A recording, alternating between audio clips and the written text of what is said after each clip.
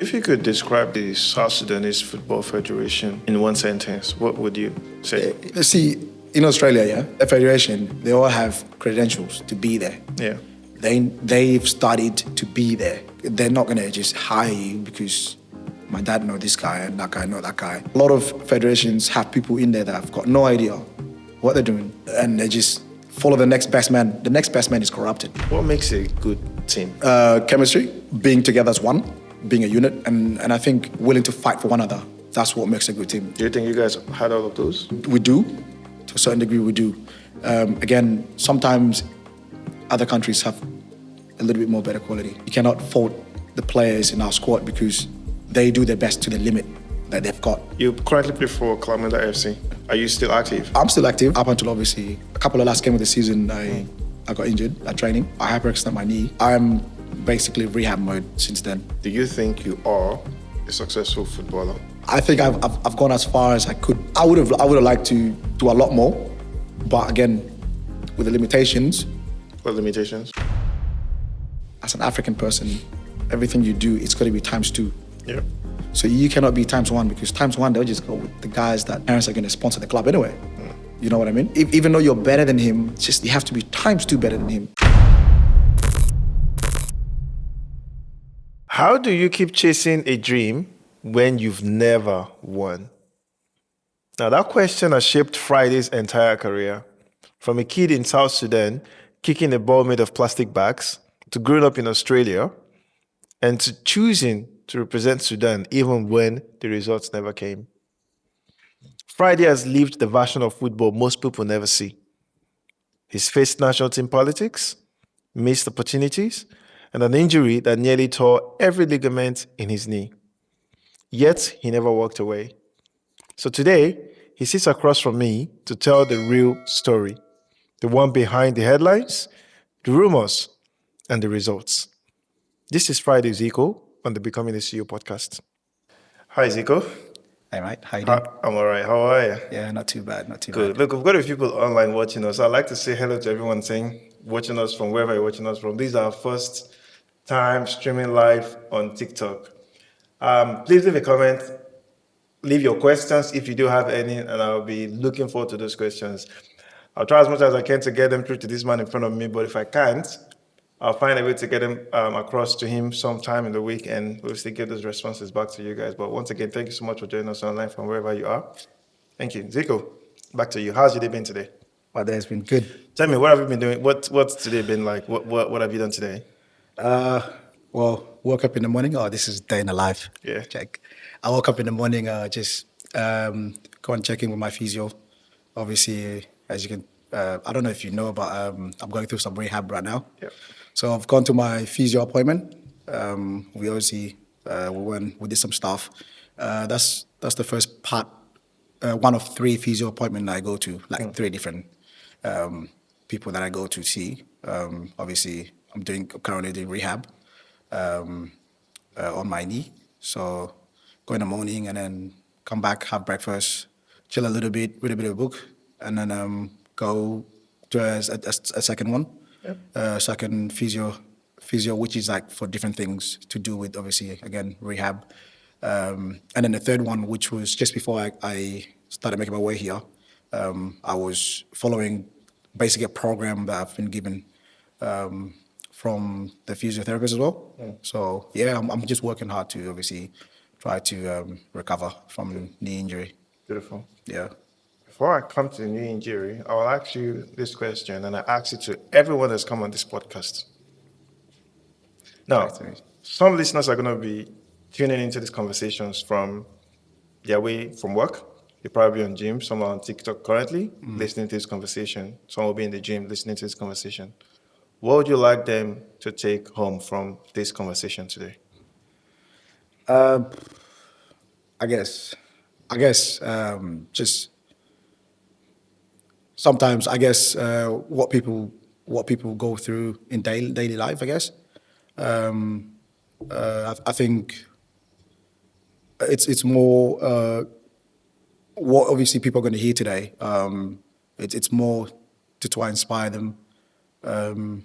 Just what dedication and hard work can do for people. So I think if you're out there listening, if you're in a gym and you're on TikTok, I don't know why you'd be on TikTok, but if you're on TikTok right now in the gym or somewhere on your way to work, again, on your way to work, you shouldn't be on TikTok, but Yeah. if you are, that's some serious dedication. But you just, this just resiliency and being dedicated to obviously your objective. That's one thing that you understand. You get to understand.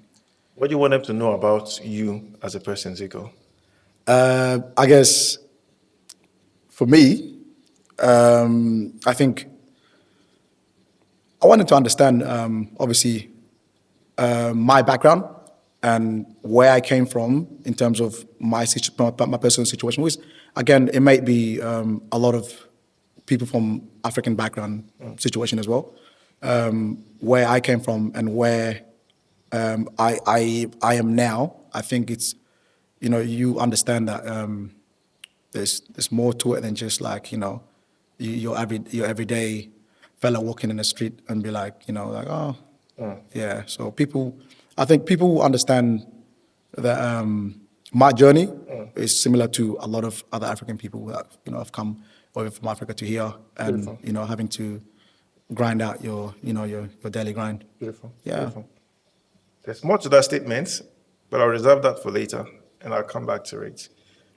For someone that knows you, if I was to ask your mom, dad, sister, what would they say you struggle the most with? What would I struggle the most with? Um, I think if you ask my mom, she'll say that I struggle with, to a certain degree, that I struggle with my faith in God, to a certain degree. But I believe that I have strong faith in God. If you ask my dad, and he would, I guess, he's got his own personal opinion about me.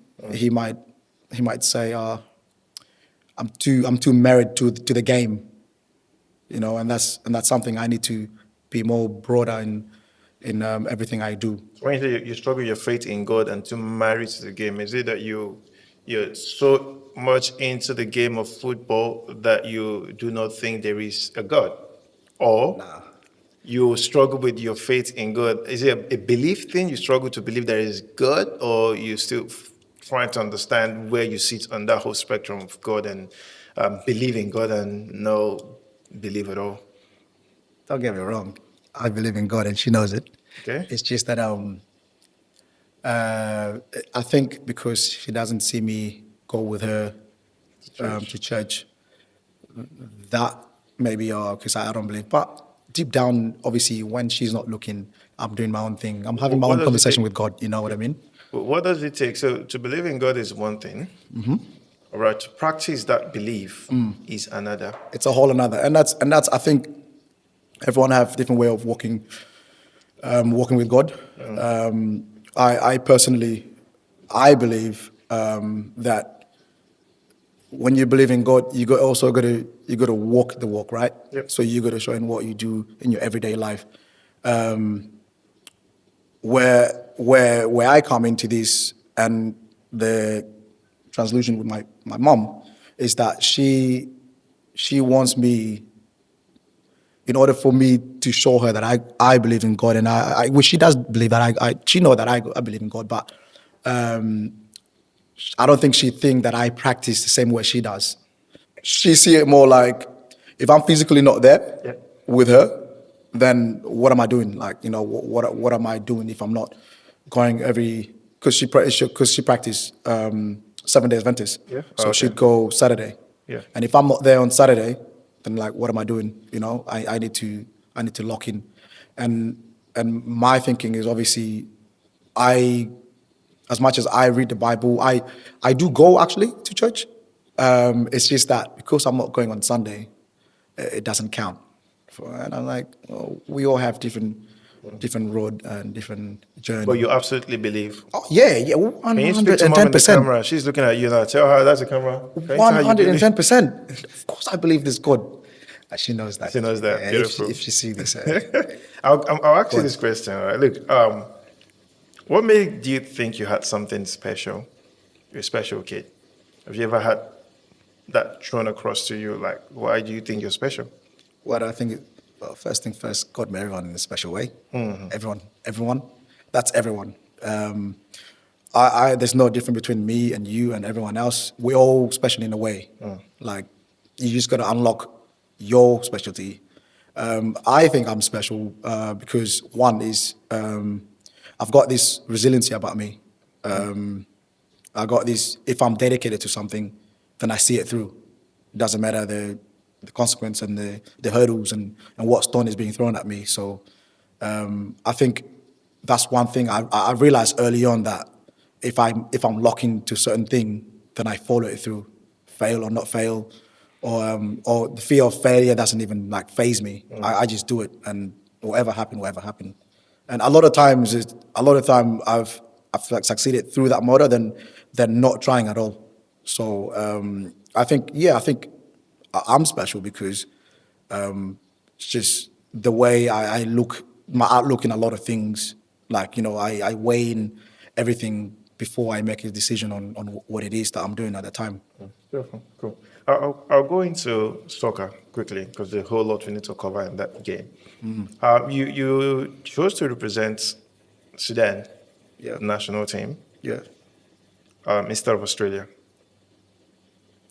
Why made you, what made you choose Sudan over Australia? Um, I think like don't forget like early on when I was coming up, and I got picked for Australia under 19s, and we've gone away to England for a month. So we played against the English national team, and the Scottish and the Irish, the Ireland and the Northern Ireland and the Wales, and playing with those guys in obviously green and gold, it was a good experience. It was an eye opener. I was like, oh, that was my first time stepping out, leaving Australia since I came to Australia, and like being in a different country with a different environment. The importance of obviously singing national anthem. Oh, yeah, like it looks pretty cool. And like I felt a little bit of sense of belonging, a little bit.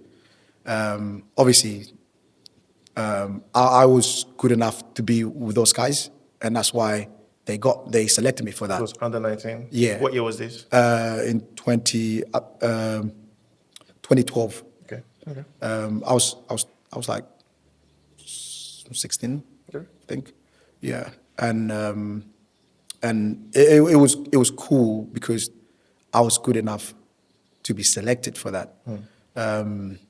But to a certain degree, you feel a little bit out of place because again, like I grew up in a household where I wasn't exposed to, like, when you're with a big group of people in a different environment, everyone look up to you guys. So there's like a level of expectations how you go about everything. In terms, for example, like the smallest thing would be like the whole team would go to a restaurant, fancy restaurant. There's other people there as well, and then now like you got to think about, oh my goodness, like what am I going to order so I can eat and look the piece like everyone else here. I remember because like I'm not used to eating with fork and knife and fork and stuff like that. So like just that I'm always constantly thinking about, oh my goodness, like I've never done this before, and people are watching. Like How did that make you feel? man, I was so out of place. I'm just like I wasn't. I knew I wasn't in the right place. It's not even because I wasn't trained to eat with knife and fork and cutting your chicken and like, man, there's a bone in the chicken. Like, why are we cutting this thing? Like, just grabbing that. You know what I mean? Like small things like that. Like it was giving me anxiety over like, what am I like? How much of why am this I? had to do with your background prior to this occurrence? Yeah, How much of this? So let's say, for instance, you just made a statement. You didn't feel belong. You didn't feel you belonged there. Yeah. You feel something was wrong. But for the most part, every other person there would have seen that as normal. All right. yeah, Yeah. So was it a question of it was an abnormal situation for yourself, or perhaps the way life has been before you got to that point? yeah, definitely. Because again, life for me is not the same growing up as for them, like for the rest of the boys that are in there. Obviously, we all grew up living completely different lifestyle, and like I said, the small example I just said with the eating and knife and fork thing, and like I'm in a spotlight and I don't know how to eat with knife and fork, and I'm like man, I'm out of place here. I'm always stressing like, what if someone is taking a photo of me and I'm struggling with a knife and fork? You know what I mean? And so just the smallest of that, like that was one of the things I'm like, man, like if there's an option between like being in a, like for example now South Sudan, Yeah. I picked South Sudan because obviously for a starter they were the first to approach me. Once the under-19 stuff was done, like then now there's another step you got to take. And South Sudan, it was a national, like senior national team, so it's no longer juniors. Under-19 was juniors, like you can still switch anytime. Yeah. But once you play seniors, it's a whole different ballgame because now you're tied to that country. And so when South Sudan called, I've never been to South Sudan before. So like prior to that, I've never been because I was born in Uganda and I grew up there before I came to Australia. So me then like being called up to South Sudan for the first time, I was like, yeah, I'll come check it out. Like what worse could happen? You know what I mean?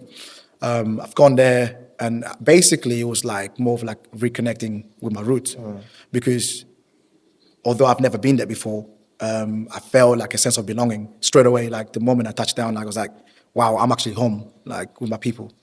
And that was a different feeling. And then going through that, the training stuff, that was a whole different ballgame You as speak well. a language. We are building a community of people who care about real stories, real impact, and real growth. If that's you, please hit that subscribe button. It means the world to us and helps us keep creating. Now, there is so much more coming your way, and my honest hope is that you stay with us a little longer. Now, let's get back into the video. This is crazy. That's crazy. I speak my language, my native language. Yeah. But then there's like 64 different languages as well. So you speak a language at least? I speak my language Yeah. to an extent as well. Okay. Fair enough. So And why I was asking that question was, of course, going back home, for many of us that lived here for that long, Yeah. oftentimes you're faced with this dilemma. When you go back home, you Yeah. notice you're different. oh yeah, I knew already. They made You know, sure that I was different. You will know. Oh And yeah, they will tell you you yeah, are. yeah, yeah. The Just way by you walking, look, we're like, the way you walk, the way you talk, the way you act. you don't walk like They could Sudanese. sense, they could smell you Yeah. like you smell Yeah, different as yeah, well. yeah. How did that make you feel? Because oftentimes what then happens is your people telling you in your face you don't belong here. Yeah, brother, I felt that. I went through that. There was moments where I was like, man, these people don't want me here. Like locals. This is before they knew who I was. This is just because when I first went there, I went just as a normal person. I could be a visitor, you know what I mean? But obviously, this was before I made it into the team. This was before I like my name started ringing bell within the country. So this is just me, normal me, and just in my sleep, in my thongs, and just walking around the street. I'm like, man, like they tell me straight away, like you're Khawajat. You know, Khawajat it means like you're a white person. Like, what are you doing here? White person. Yeah. That's in Arabic. It's like Khawajat. I was like, that's crazy. And then and because nationally they all speak Arabic, I don't speak Arabic. I could do something here and there and there. A to B, I could get from here to there with my Arabic, like you know what I mean. So, but it wasn't obviously sufficient enough for me to. But yeah, because that was a challenge itself. So because I know my language, but not many of them within the capital city speak my language. And it'd be hard to come across my community because I'm new into the country.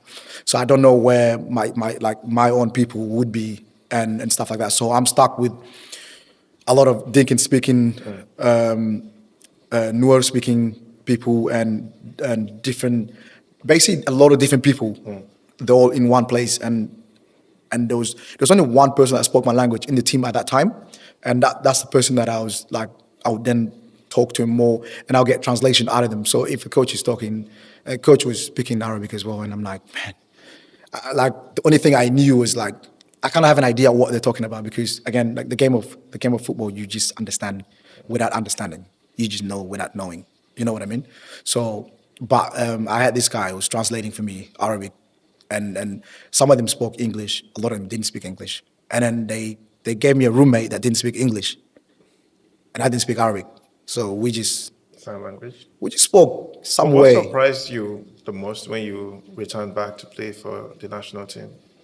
What surprised me the most, I think, see, prior to like everything, like the country was in the civil war for a while, but now there's no more civil war, and now everything seems normal.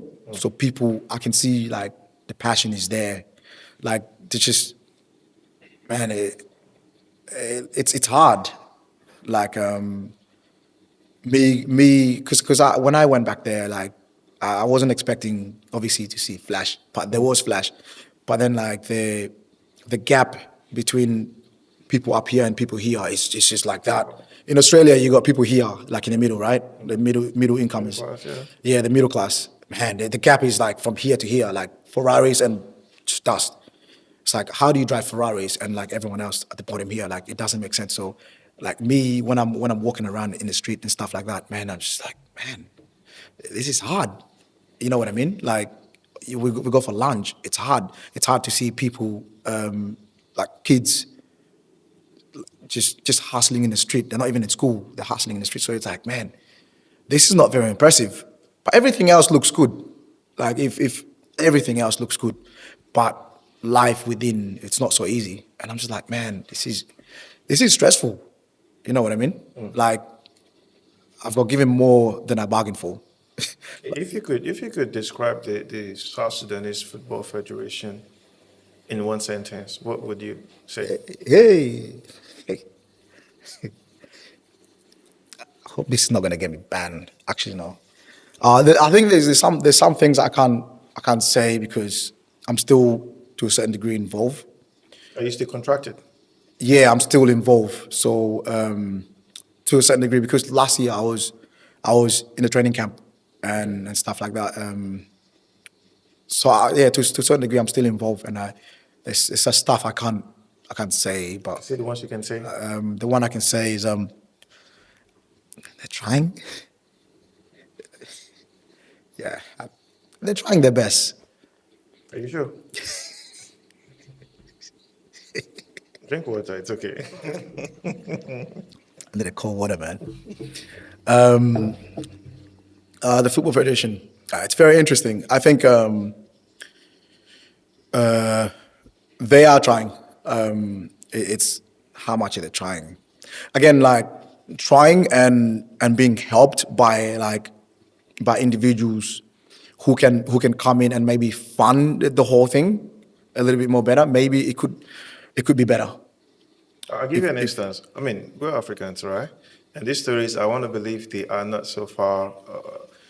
It's within the African Football Federation of the stuff you're going to have. My own national team, the Nigerian team, we hear stories often. And last time was they were left in Libya.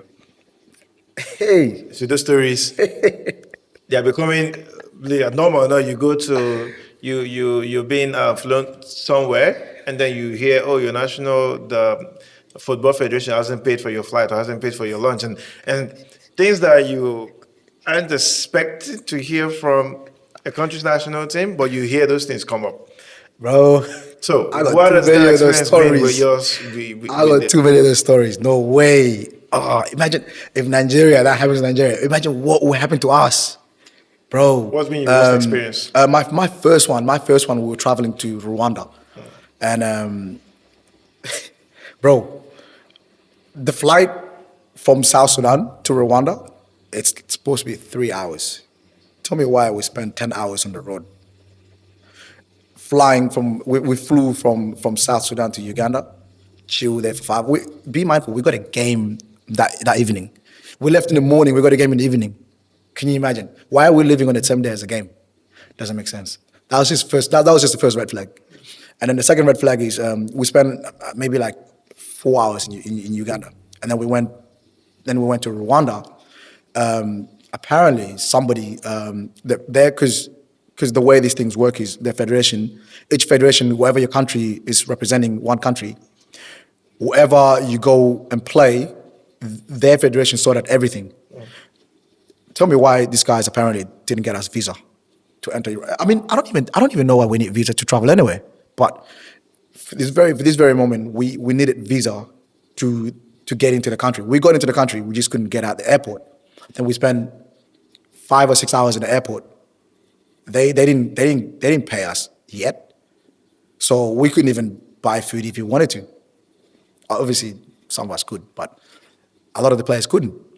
And so we sat there for like 5 hours. Games, we're about to play games like soon, and we still haven't left the airport. And then like when we left the airport, we had to go check into the hotel. By this time, it's already taken 10 hours to do everything. By the time we got out of the airport and stuff like that, and then we went to the hotel, check in, and we just chilled there for a bit. And then like, fortunately, the game has been cancelled because we didn't make it on time. The first game.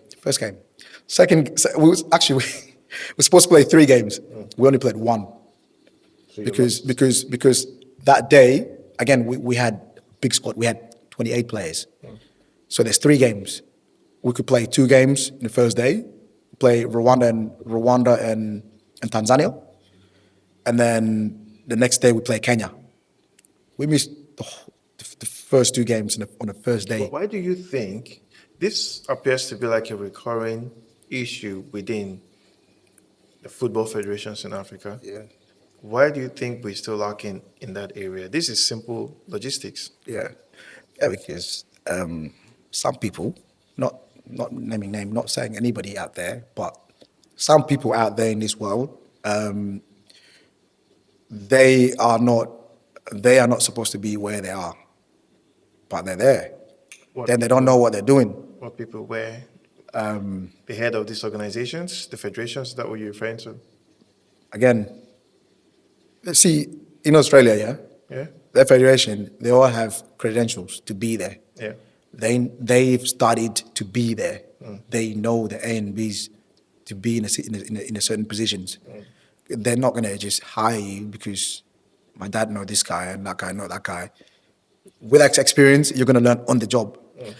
Like if you're in an environment where like we need your job skill, like your job skill right away, there's no time to learn on the job. And by the time you learn on the job, you've picked up the wrong things rather than the things that you should have already known. Sure. So a lot of federations have people in there that have got no idea what they're doing, and they just follow the next best man. The next best man is corrupted. So if you're getting information from this guy, you're going to be like this guy without ever knowing that you're doing the same thing. So we find ourselves in a position where players sometimes don't get paid, and when players protest, they just bring the next players in. Thing is, like when you're dealing with a national team, there's thousands of players to pick from. They just pick the best 23 players in the whole 12 million people. They pick the best 23 players, but there are more than 23 players that could play there. They could make 10 squad of 23 players from the country and find the best one from the world and just bring them in. So the cycle continues because the first people that protest, they're the best ones. Yeah. Now you bring in the second one, the teams are just going to continue losing games, but no changes have been made because nobody else is following the trend. That, if these guys are protesting, we're protesting too, because we got to stand up for everyone. If I don't get opportunity, so it wasn't like that because certain people did, certain people didn't, and then the cycle continues, and we find ourselves in a position where we are. So could this be the reason why you haven't probably won any game with the South Sudanese national team? Who told you we haven't won? Well, you tell me, which games? First of all, we've won a few games. Yeah? We have. But, yes, one of the reasons why we haven't achieved like the target we're supposed to be, we should be doing better. Because first thing first is there's a lot of good players. I remember they selected 12 players from Australia to represent the country for South Sudan. Okay. There's 12 players from Australia. There is over 50 players, South Sudanese, who are very good in Australia. Some of them plays in the A-League. A lot of them plays in the A-League. But again, like, why are they not being picked?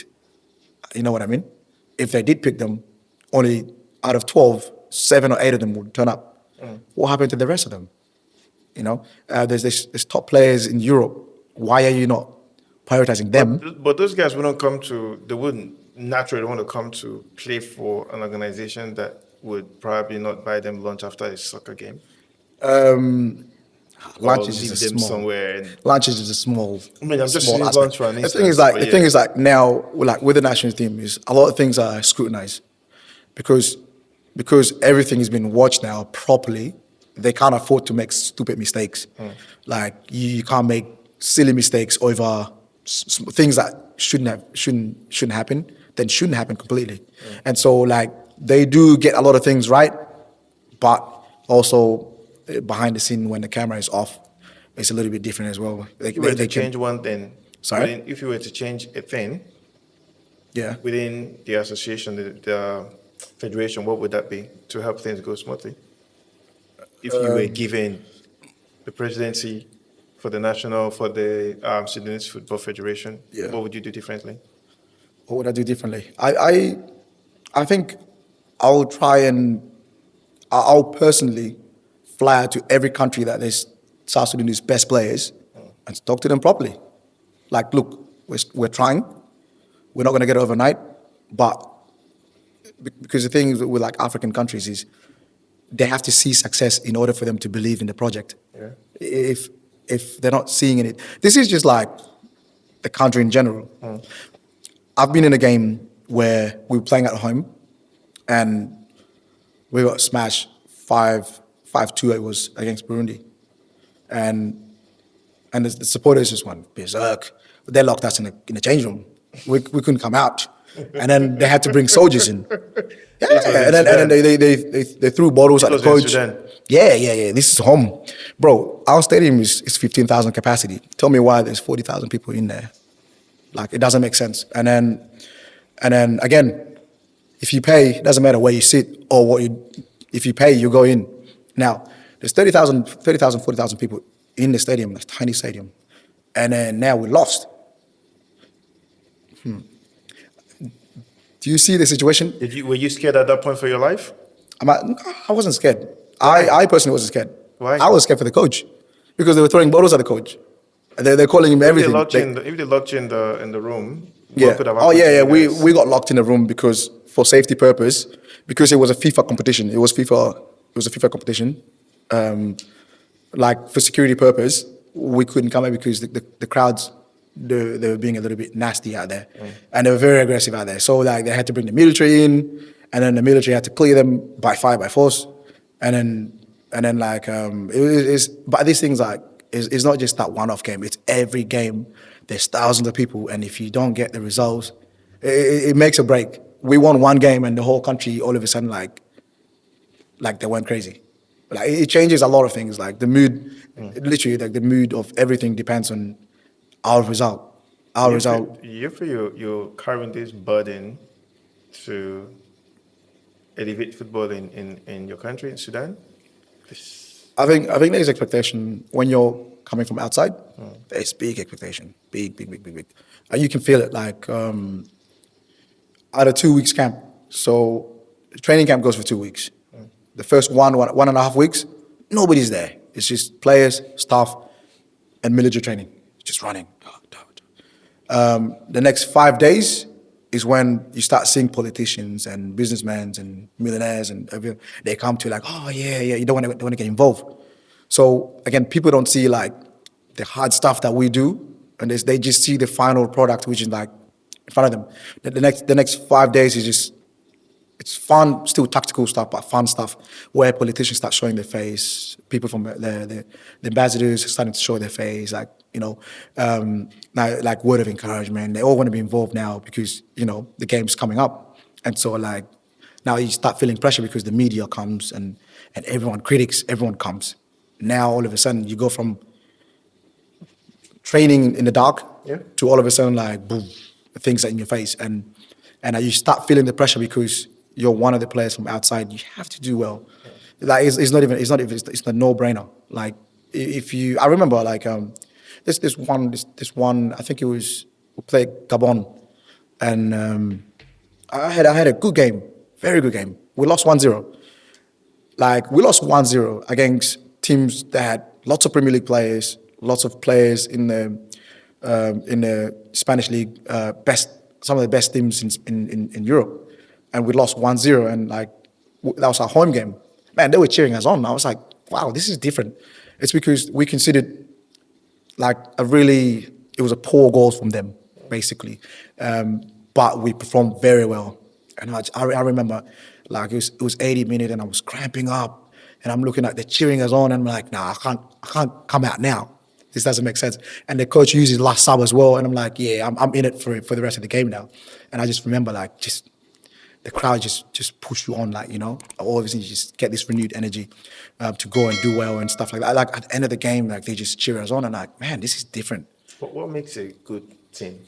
What makes a good team? Yeah. Chemistry, being together as one, being a unit, and I think willing to fight for one another. That's what makes a good team. Do you think you guys had all of those?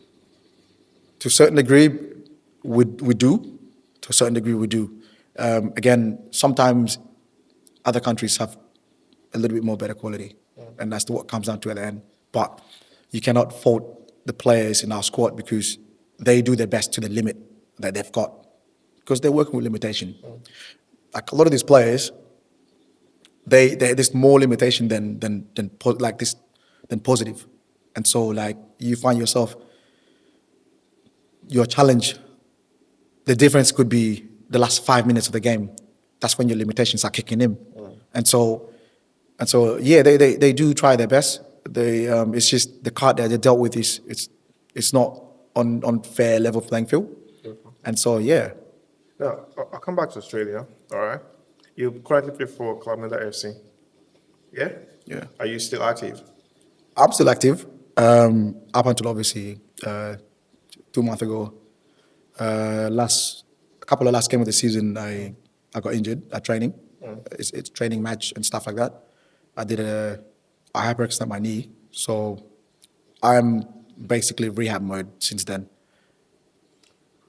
Walk me through what that means, all right? Now, you got injured, maybe did you scratch your skin? Or what is the injury? Because I went and did a bit of research and I was hearing MCL, ACL, PCL, and what does those mean? It's all ligament, somewhere ligament. What does that mean? To summarize it, Yeah. those ligaments are one of the most important ligaments in your knee, and you can't afford to rip them up. And unfortunately, I did rip them up, and so I got. The thing is that that's not the first time I've got knee injury. It's before, like a little over 10 years ago, I did do my right foot. I did do knee as well, which was similar. Not the same, but similar. It's just that was a little bit longer than what this is. This is much less of a, well, some would say this is serious, and I'll say that this is serious as well. But for me, my mentality is obviously, this is nothing to compare to what I've been through before. So this is just like another, small, So, you hurt your ligaments. Ligaments, yes. What is a ligament? Ligament is a tendon that holds your knee together.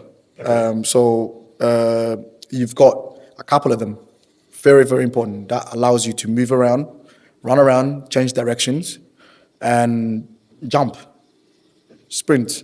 Those ligaments, that's their job. Now, if you tear one of them, you're going to be in pain for a very long time, depending on what you've done and who you are as a person. You could recover 100%. But yeah, those ligaments are responsible for those activities. It's very, very important for any sport person to make sure they have all those intact. Well, what happens when you get yourself injured, either on the field of play or during holiday or whatever? If you're on the contract, what happens? The good thing is I'm off season. So off season, obviously, I use that time to obviously recover, and also like I'm also involved like coaching setup at the club as well now. So because I'm injured and unable to play, I can still run coaching sessions at the club with the under 18s. And so I think when I got injured, basically that was the first thing the club approached me and said, "Would you be interested in coaching the under 18s boys?" And I was like, "Yeah, something," because you've got to still be involved in some way, even if you're not playing. And so I've taken over the coaching role for the season up until I'm back playing again. How does that impact you though, mentally? Hey, it's hard, man. Like, it's very, very hard because this whole year I've been like the thing is that you do all the right stuff. You do the gym, you do the activation, you do all of that stuff, and you still get niggles injuries here and there. And throughout the season, like I've been very unlucky because for example, like I'm doing well and I've got call up for national team duty, but then like a couple of days in or a couple of weeks in, then I pull a hamstring and I'm out for 3-4 weeks. Those are things that I've having to go throughout the season, and so it's been hard up until again like you get a good run in once you come back from those injuries, and then you try again and like everything is going well, you're doing well, you're in good form. Then you get called up for the national team again, and then like something happens, and then you got to go recover again, and so on. It's on and on and on, and like sometimes, obviously, it depends on your diet's got to be good. You have to be actively, even when you're not on the training page, and when you're home, when you're free time, you have to be actively like doing your prehabs and all that stuff.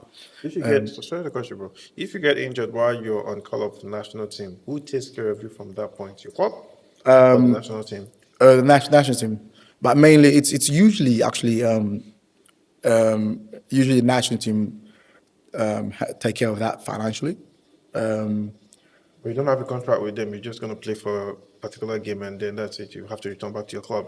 The thing is that when you're in the national team, up until you retire, you are a part of the squad to a certain degree. So meaning that if you're fit and you're able to play, you play. If you're involved in that particular game and you got injured, and that was the one-off game that you got injured in, they're still liable because that is where things happened. Yeah, and so they have to then manage you through that. So it could be one-off game you play for them, and you got injured in that one-off game, then they're liable to look after all of that stuff until you recover. So what was the club's role in that then? Because you have to come back and play for them or you can't play. The club's role basically is just wait until you recover. There's nothing else they can do. Oh well, they've got the physio staff here and stuff like that. So you'd probably more or less be with a physio or private physio that you've got through. So yeah, I think it's always important to have private physios and stuff like that. People you work closely with, so they know like your physical. Yeah. We are building a community of people who care about real stories, real impact, and real growth. If that's you, please hit that subscribe button. It means the world to us and helps us keep creating. Now, there is so much more coming your way, and my honest hope is that you stay with us a little longer. Now, let's get back into the video. Look, what's been your darkest moment so far? Noticing that you're in injury currently and you can't play. What's Like right now, yeah? it'd be good. It'd be good to be physically healthy, which is can move around, which I think to a good degree I can move around. I'm actually supposed to be on crutches right now, but my recovery, it's I don't know. Like I recover pretty fast when it comes to these things. This is even like without forcing it as well. So I think not being able to just do your just basic things, it's dark. Dark. Forget about playing. Not being able to do anything, man. It's dark. Why have you not given up playing? Why haven't I? Yep. Because Injury is part of sport, yeah. Up until like the medical team say, nah, like it's done, it's done. Up until then, it's part of sport. Like you're always going to, if you've been in the game as long as I have, then you know it's just a part of the cycle of what athletes go through. So, like, you get injured, you recover, you come back, play. Many have done it. What's the difference between me and everyone else that have done it? Do you feel the fans, either in Sudan or your club fans, understand what it means to go through this? The injury, the psychological, mental and psychological trauma that comes with it? Psychologically, maybe people close to you, because those are the people you're in contact with most time, and they would understand what you're going through mentally, physically, emotionally. So people close to you, but the further and further away people are distant, like the fans and stuff like that, I think they just sympathize with you.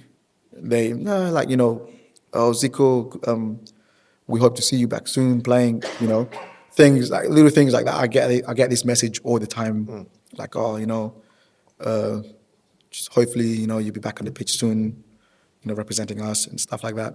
Yeah, you. I think for me, one of the like the biggest one is obviously walking around every day. People ask you, remind you, how's your knee? How's your knee? How's it? Like In a good way, in a sometimes, bad way? like obviously they ask because they've seen it, they've seen it places everywhere. That I had knee injury, but every every single day you're going around. Anywhere you go, anyone see you, like you're reminded of, like, you know your Injury. physical injury. And I'm like, man, like sometimes if I see people, I just like, you just want to have a normal conversation, like, oh yeah, like what's happening and all that. But a lot of the time, my knee is the attraction. I was like, mentally, I don't want to talk about it. Like the only answer I give people is, oh yeah, yeah, it's cool, it's cool. Yeah, it's going well, it's going well. But there's nothing more I can say about that. That's mentally because I don't want to Do talk you about feel it. people really care? If people care, I guess, yeah, like maybe, I guess. But when you're the person, sometimes you just don't want to, like, you don't want to talk about it. Like me, I would rather not talk about it. I just like, but every single day you get reminded about it, like. So mentally, it's a mess because you're like, you know that you can't do anything. Yeah, you can't do anything. Barely walking, like always crutches everywhere you go, and stuff like that. So it's hard, man. Do you think you're a successful footballer? Sorry, Do you think you're a successful successful. footballer player?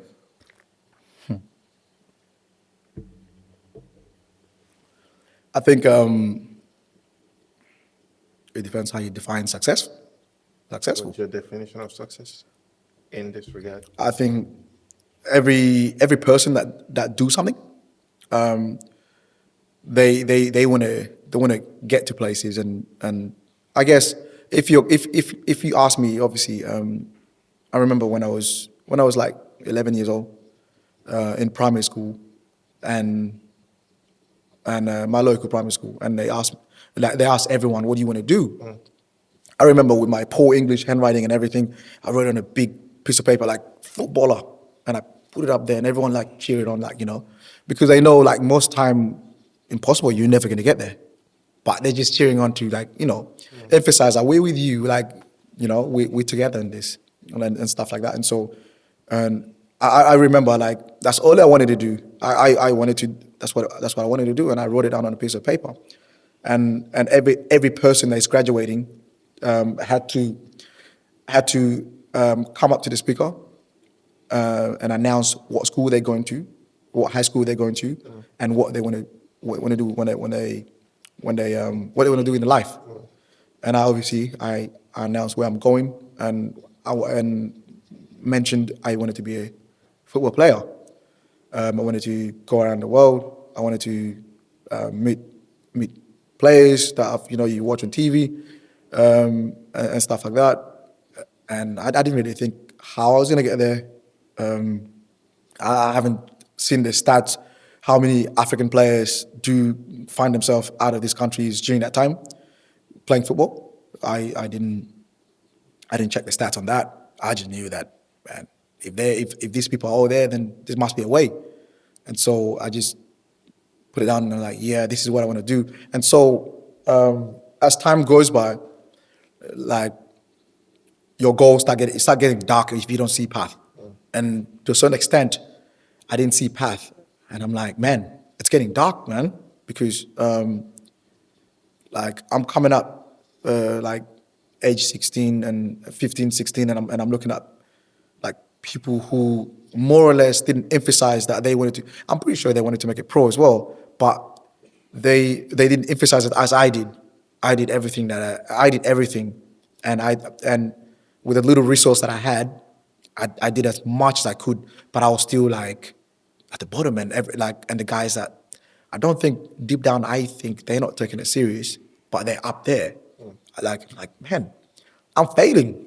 I'm 15, 16 years old. I'm failing. What's going on here?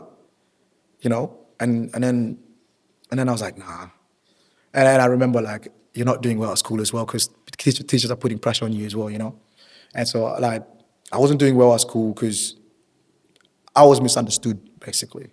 I feel like I was misunderstood because again my background, where I come from, the reason why I moved to this country, like it all plays a part in like how I am moving as a kid, how I'm I'll growing stop up. you there. I'll stop you there. I wanted to go back to that background a bit, but then also I wanted to answer that question I asked earlier, and then I'll take you back. Do you think you are a successful footballer? I think I've gone as far as I could. So there's no, you've reached the As top of your career? I would have liked to do a lot more, but again, with the limitations, What limitations? man. First for a starter, um, not being able to when I got when I got offered a contract at Manchester United, I wasn't able to sign a contract because I couldn't get work permit Are you a because citizen? British, yeah, they were with the EU's, and so that was hard. I couldn't, I wasn't a full international then, and so it was hard to get work permit, um, especially for football anyway. I think work permit in general, to a good degree you could, but for sport, professional, Premier League, possible. Possible to a degree, and so like those are those are some of the limitations that I had.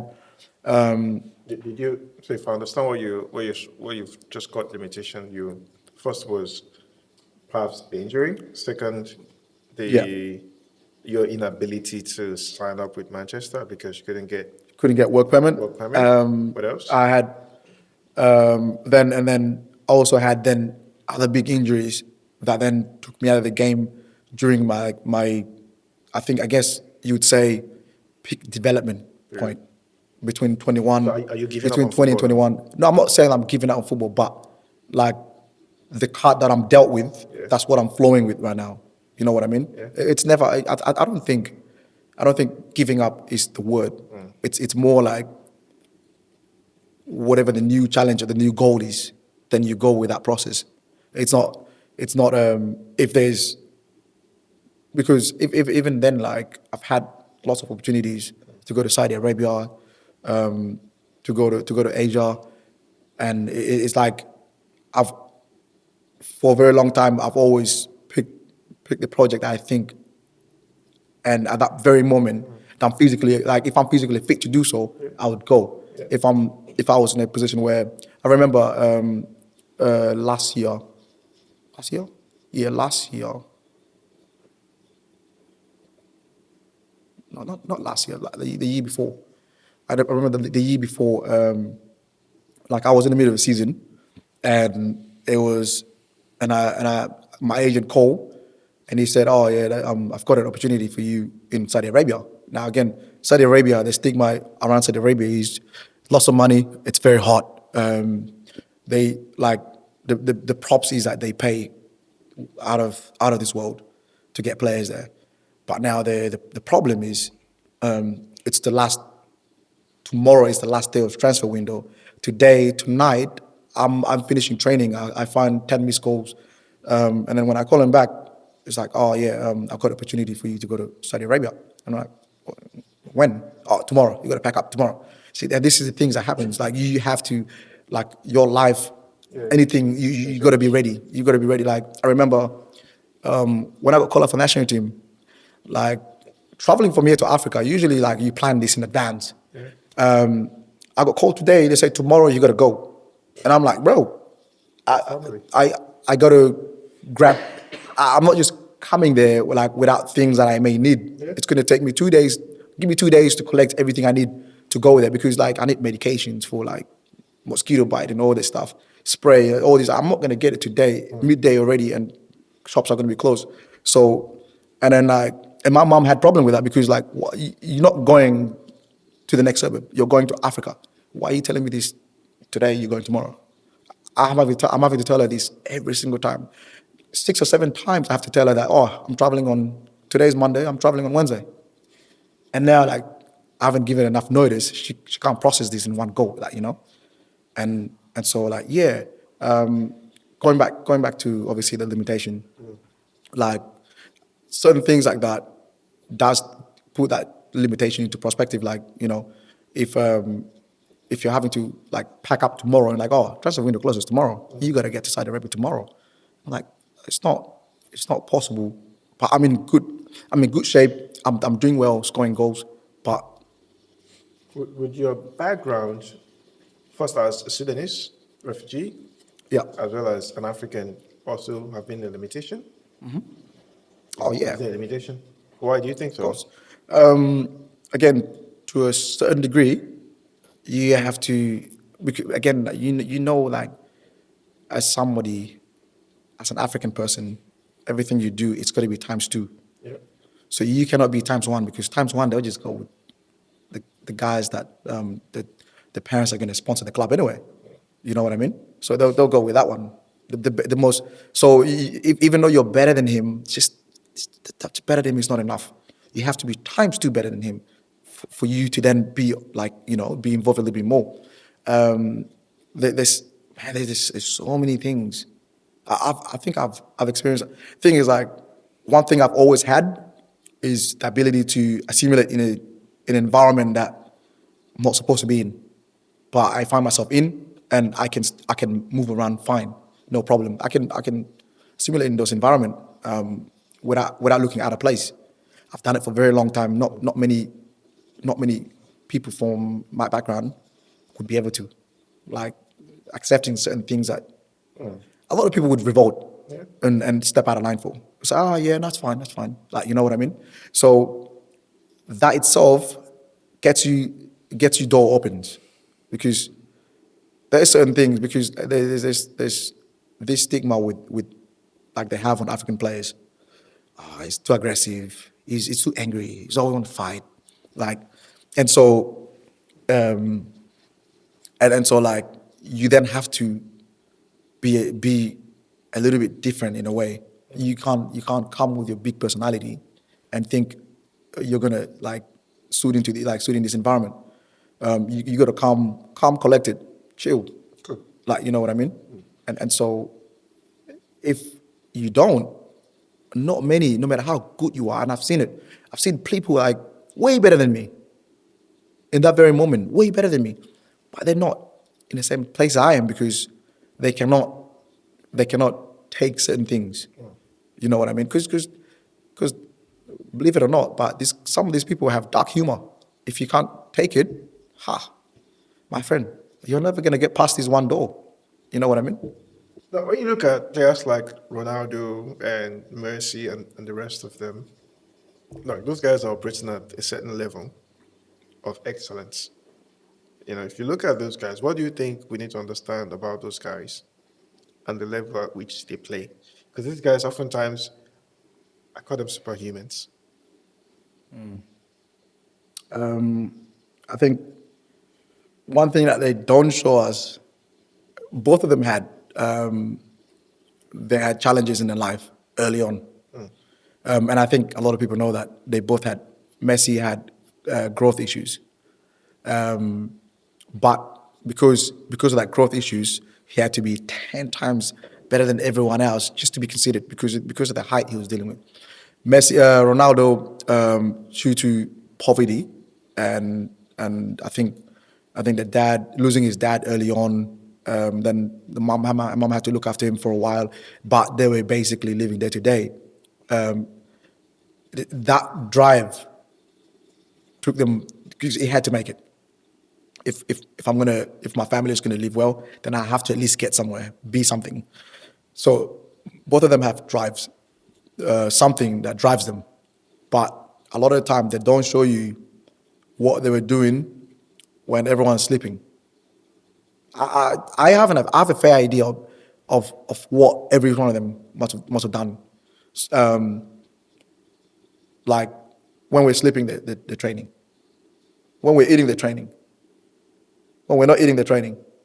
They're always actively training. Do you think we'll have this innate ability in us to be like these guys? Or these guys are a special breed of people that, Again, yeah, because we all go through stuff, all right? yeah, You've gone through yeah, stuff. yeah, And this, yes, your experience can drive you as well to want to. can, But yeah, then, same with every other person, all right? But not many of us are able to channel our experiences yeah. in that way. Some people are, oh, that's, Yeah, yeah. Uh, I think we all, again, we all to a certain degree have an ability. Again, God would have allocated everyone something. Yes, whether you tap into those ability or you ignore it and you try to do something else by fire by force that God didn't bless you to do so, then you do it, but not to the best of what you could have done with whatever it is that you've been given. Do I, you, okay. yeah, I personally think these guys, man, it's it's more than just human. Like the human biology will tell you there's limitation to everything. These guys have cracked the code for that, and man, Have you ever pictured yourself in your shoes? In the sense that, look, I'd like to be like this guy. What do I need to do to be like this guy? And if you were told what you need to do to be like these guys, would you? I think everyone in a way like you can never be somebody's style of player or of anything. You could mirror them. Everyone could mirror somebody, but you can never replicate exactly what they do. A lot of people tried. Nobody can replicate exactly what every each one of them. And I'm pretty sure everyone look up to these two. Yeah. Obviously, before these two, there was Ronaldinho, and then there was like there's Yeah, all the other Ronaldo, guys. yeah, Pepe, and the rest But of it. yeah, and a lot of people and Messi's. I'm pretty sure Ronaldinho is the one that inspired him. I'm pretty sure he wanted to be like Ronaldinho, but he tapped into Ronaldinho and even more, and then he became himself times 10 better. So Ronaldo would have got inspiration from somewhere as well, and he tried to mirror that person, but he became a mirror of himself. And so you can mirror, but I don't believe if I try to do that and I become Messi. I could mirror everything they do Yeah. and do exactly everything. Because again, if you train to a certain level, you can be at the same level ish. Sure. Not exactly them, but at the same level where you can compete Do you to a believe you great could have extent. done more yourself? Do I believe I could? I think from beginning, if I started like everyone else, for example, a lot of players they start like when they're 5 years old, 6, 7, 8 years old. Like by the time they're 8, they understand the concept of everything. I started, I think, at 11 or 12. I have to learn all the concept all over again. I'm familiar with the game because you kick it around, you play around and do all this silly stuff. But I had to learn everything when a 7 or 8-year-old already know all these things I'm learning from the get-go. Learning to pass, learning to kick, learning positions. I didn't even know what position is. I just know that they put 11 players on the pitch, go and do what you need to do. Do you have any regrets? Regrets? No, because again, if I had to regret, then again, maybe I wouldn't have the opportunity I've had with everything that I've done. You know what I mean? Because again, to a certain degree, I did very well to a certain degree. And then the first knee injury came, very big injury. 2 years and 12 months, I think it was. I was out completely, just rehab every day. Like, because at this stage, I've had a taste of international football. At 20 years old, it was my first international football. And so I'm out here in Bamako, Mali. First time being in a competitive where there's 80,000 people in the stadium. You're playing against people you watch on TV, and I familiarized myself, and I've understood who I was playing against. Some of these guys were playing for Barcelona, Roma, like PSG and stuff like that, and I'm like, man, these guys are really good. You see them on TV, like, yeah, good. See them in real life, man. They move like there's a certain swagger they move with, and I'm like, is this even possible? Like, you know what I mean? And so I remember, like, coach named the starting lineup at the hotel, and I'm like, this is not possible, because remember when I was selected in the first 23 players, I didn't expect to play. I was like, I'm just happy being in the 23, because again, I'm 20 years old, like, what worse could happen, and stuff like that. And so selected, and then we train. I do very well during all these training camps, and then there was this game. The first game I played, it was a friendly match against Kenya, and the coach brought me on like last 15 minutes of the game. He bring me up, put me on the wing, and I'm just like, running, do whatever I need to do, and whatever. 15 minutes down, I was breathing. I was like, wow, this intensity is different. I'm not used to the intensity. I've gone from like playing in this intensity to like off the roof intensity. My body, everything, I could feel my eyes moving. Like, when you're sitting down and just like you can feel your eyes, like you got an eye. Yeah. I felt my eyes heavy, because that's how intense the game was. And I'm like, man, this is crazy. And then a couple of days later, we flew to Mali. Then we trained a little bit before the main official game. And then there's the game day. We got in a meeting in the morning, early in the morning, after breakfast. We're in the game, and then there's a big screen projector. And then every time he clicks the button, players who are going to start, names are going to pop up. And I'm chilling, like I know I'm not playing. I'm just one of the 23 players. You know what I mean? I'm not playing, I'm chilling, I'm cool. We're laughing, jokes, everything is going well. And then so I click the first one, like, click the second one. Again, my mindset was, I am not playing. Like, why would the coach play me in like such a big game, African Cup of Nations qualifier. This team is like, at that time, they were top 3 best in Africa, the whole of Africa. Top 3. And then like, and I'm like, nothing to it. I'm eating my bread, like, when you like, you're not involved like that. So like, you're just a supporting cast. And they tell me why. Then like, left back, Friday Zico, my photo and everything. I'm like, what, bro? Everything that I ate just dropped, and I'm like, and I started shaking, and like my body is just sweating, and I'm hot, and Mali is hot as well. The aircon that was there, it felt like it wasn't working. That's how hot and shaky I was. I'm like, nah, that's not possible. Like coach, are you sure you made him, like, you didn't make a mistake here? And I'm like, nah, this is what's gonna happen. We could have played with this. And I'm like, man, game is at 7 p.m. The squad was revealed at 11. Do you know what I was doing all at the time now, between that time and this time? Mentally, I'm like, I'm not even in the same space anymore. I'm scared. I'm nervous. I'm throwing up in the toilet. Everything I ate throw it up because I was too nervous. Like I've never experienced this before. Cool. And then we Run out of time. Yeah. Sorry to cut you. I just got one more question for you. Yeah. The guys are giving me signal that I should round off. Oh yeah. So we have to round up this conversation.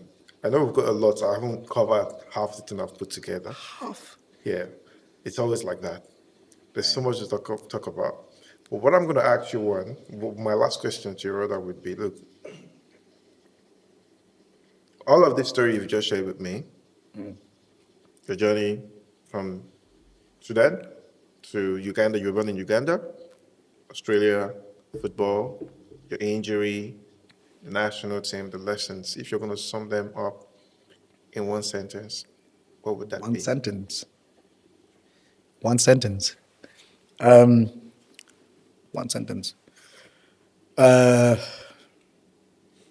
think if you're going to do something and you want to see the end goal, and you stick out and do all the correct things that need to be done to get there. Thanks so much, Zico. Thanks for coming on this podcast. It took us a while to get to this date and get stuff going, but I really appreciate you. Yeah. Thank you for sharing your hearts.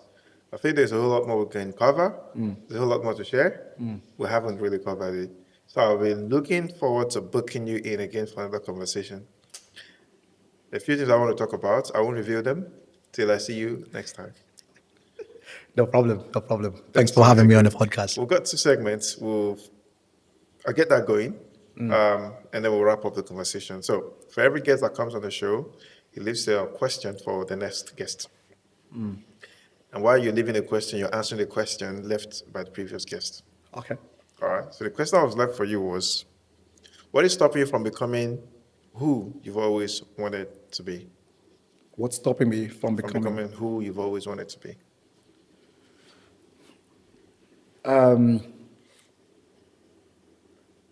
Sometimes, okay, this is sometimes, not very often. Sometimes, you have small doubts. Small doubts. Again, it maybe because of trauma that you have these doubts. But sometimes you have these doubts that, I've done all this. What if I can't do that anymore? And so sometimes you start creating doubts in your mind, and it can overwhelm you. Sometimes you could lose your path because you created those doubts in your mind. Obviously, I work very hard to unlock this and to make sure that these things are not there. But those things are the difference between you progressing and stopping, and stopping and stagnated where you are. Thanks so much, Friday, for jumping on this podcast with me. It's been a pleasure having you. I hope you had as much fun as I did. It was good. It's good to have this conversation. Really good. Awesome. Thanks so much, guys. Thanks so much, guys, for watching. For those of you online on TikTok, thank you. I really appreciate you guys. I'm looking forward to seeing your questions. I'm not sure if you have any questions. Do you have any interaction questions? Nothing? Awesome. Thanks so much, guys. See you guys next time. What if the real victory is refusing to quit? That's the lesson Friday's story leaves us with. His journey wasn't filled with trophies or easy wins, but resilience, identity, and a determination stronger than any injury or setback.